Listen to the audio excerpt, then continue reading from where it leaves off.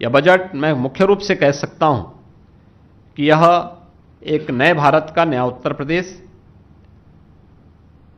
और नए भारत के नए उत्तर प्रदेश में आज सड़क भी है और उसकी स्पीड भी है, निवेश भी है और विश्वास भी, पहचान भी है और उस पर एक आत्म गौरव का भाव भी, शासन भी है और उसका एक निर्णायक नेतृत्व भी है।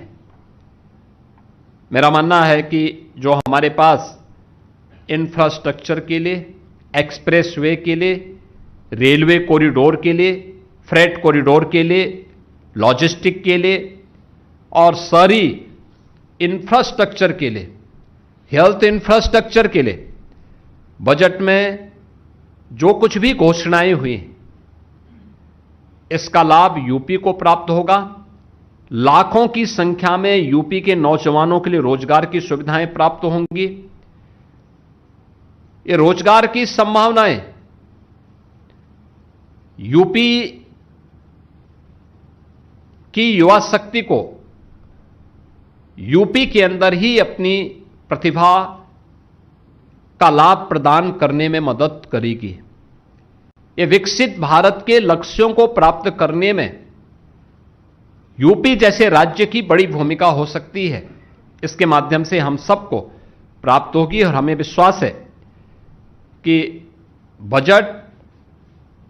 इसी बजट के आधार पर हम फरवरी में उत्तर प्रदेश का बजट प्रस्तुत करेंगे।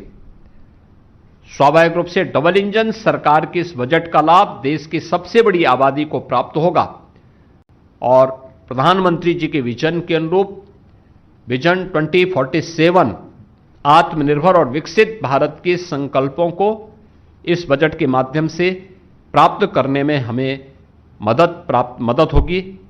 आज के इस अवसर पर मैं